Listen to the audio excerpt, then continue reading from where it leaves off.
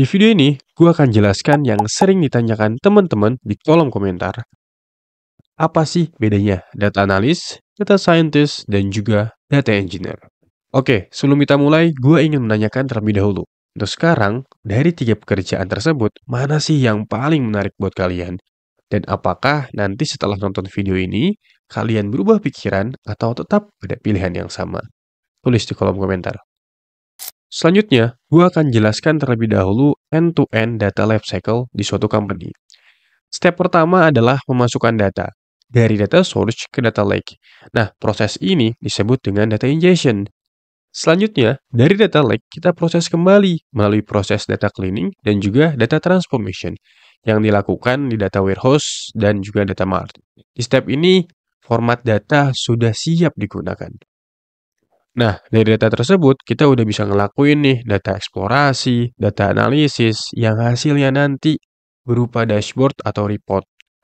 Atau bisa juga kita gunakan data tersebut untuk predictive analytic, yang nanti hasilnya adalah sebuah model prediktif, machine learning, ataupun AI. Oke, kita lanjut. Pertama, kita akan bahas data engineer. Apa sih data engineer? Nah, data engineer adalah seseorang yang akan bertanggung jawab membangun, mendesain fundamental data arsitektur dan juga data ekosistem. Termasuk juga menentukan nih tools-tools yang akan digunakan. Dan selain itu, data engineer juga bertugas untuk membuat data pipeline dari data source ke data lake dan juga ke data warehouse dan data mart. Contoh nih, misalkan kita memiliki data dari berbagai sumber. Ada yang bersumber dari website, device IoT, database, atau API. Dan itu semua akan dikumpulkan dalam suatu data lake, yang mana data lake merupakan danaunya data yang digunakan sebagai penyimpanan data pertama dari berbagai sumber dan bahkan dari berbagai format yang berbeda. Nah, proses ini disebut dengan data ingestion. Setelah dimasukkan ke data lake, step selanjutnya dalam pembuatan data lake adalah data cleaning dan juga data transformation. Data cleaning ini bertujuan untuk memastikan data yang akan digunakan bersih dari data duplikat, missing value, outlier data, format yang tidak sesuai, dan juga yang lainnya. Sedangkan data transformation adalah mengubah data agar lebih sesuai dengan kebutuhan. Di sini kita akan bisa melakukan aggregation data, normalisasi data, data mapping, filter, dan juga yang lainnya. Nah, proses data cleaning dan juga transformation ini akan dilakukan di data warehouse dan juga data mart. Dan pada akhirnya, semua proses itu akan di-manage dan di-maintain oleh data orchestrator. Nah, ini semua merupakan tugas dari seorang data engineer. Buat kalian yang ingin menjadi data engineer, ada beberapa skill yang harus kalian pahami. Pertama ada Python, SQL, statistik, command prompt seperti Linux, NoSQL, Docker, Airflow, Cloud, scraping tools, dan juga yang lainnya. Nah, challenge terbesar seorang data engineer adalah kalian harus cepat nih untuk beradaptasi dengan tools-tools yang ada. Biasanya, beda perusahaan akan beda tools nih yang digunakan untuk pengolahan data. Jadi secara general, kalian harus jago programming, scripting, desain arsitektur, dan juga data pipeline, dan juga database knowledge.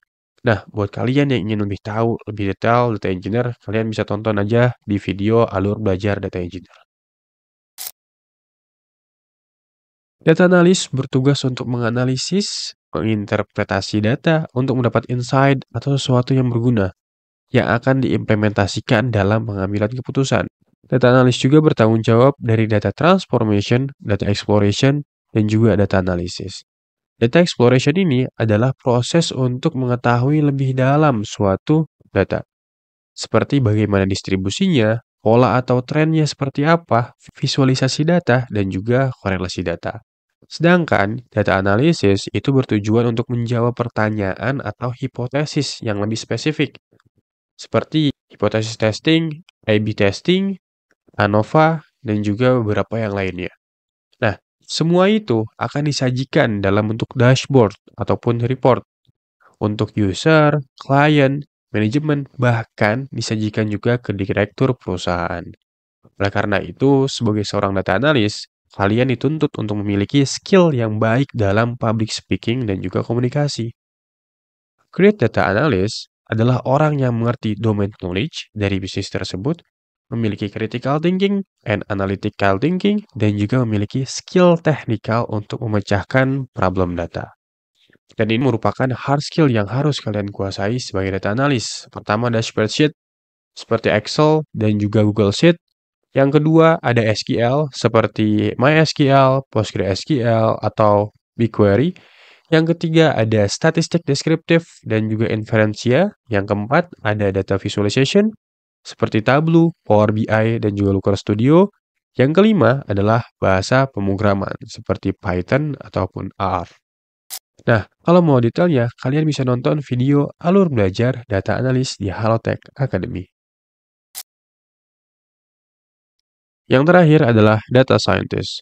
Data scientist bertanggung jawab untuk melakukan predictive analytic, yaitu membuat prediksi tentang peristiwa di masa depan dengan menggunakan pola yang ditemukan dari data tersebut. Seperti memprediksi jumlah penjualan di bulan selanjutnya, yang mana hasil prediksi ini akan menjadi acuan nih perusahaan untuk menyediakan stok barang yang lebih banyak atau lebih sedikit. Atau misalkan membuat model chatbot untuk membantu customer service dalam melayani customer. Data scientist juga akan berfokus ke research untuk mengoptimasi prediksi atau otomisasi yang telah mereka buat agar memiliki akurasi yang lebih tinggi dengan menggunakan berbagai metode dan juga model untuk diimplementasikan. Nah, oleh karena itu, seorang data scientist harus memiliki kemampuan untuk research, membaca jurnal, artikel untuk mengoptimasi model tersebut. Nah, inilah yang menyebabkan kenapa requirement seorang data scientist biasanya adalah seseorang yang sudah memiliki gelar S2. Bukan itu aja teman-teman, pada kenyataannya seorang data scientist bertugas lebih dari itu. Hal ini terjadi terutama di perusahaan dengan tim data yang relatif sedikit.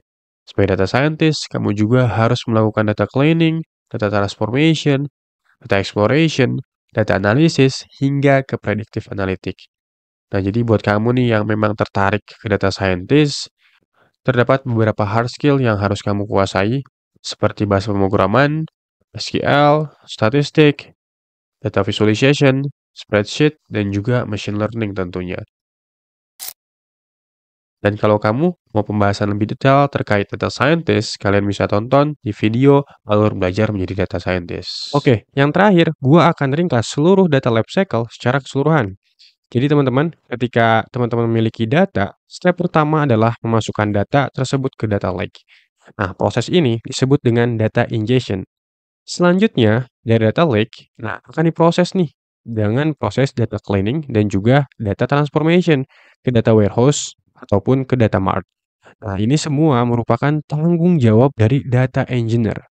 Nah, selanjutnya, dari data warehouse dan juga data mart akan dimanfaatkan oleh data analysis untuk melakukan data exploration dan juga data analysis. Bahkan, seorang data analysis juga kadang-kadang melakukan data transformation sesuai dengan kebutuhannya. Dan pada akhirnya, semua hasil itu akan disajikan dalam bentuk dashboard ataupun report. Dan yang terakhir adalah data scientist. Data scientist biasanya berfokus pada proses predictive analytics untuk menghasilkan model prediktif ataupun membuat automation. Dan terkadang untuk data scientist di perusahaan yang tim datanya relatif masih sedikit nih, data scientist juga bertanggung jawab di proses data cleaning, proses data transformation, proses data exploration, data analysis, dan juga predictive analytics. Dan ini merupakan skill-skill yang harus dipahami untuk menjadi data engineer, data analyst, dan juga data scientist. Gimana teman-teman? Apakah setelah menonton video ini masih tetap dengan pilihan yang sama atau beralih ke role yang berbeda? Tulis di kolom komentar. Oke, itu aja dari gua. Gua berharap video ini bisa membantu teman-teman untuk menentukan pilihan teman-teman. Terima kasih telah menonton video ini. Gua Imam, and see you in the next video. Bye. Terima kasih telah menonton Halotek Academy.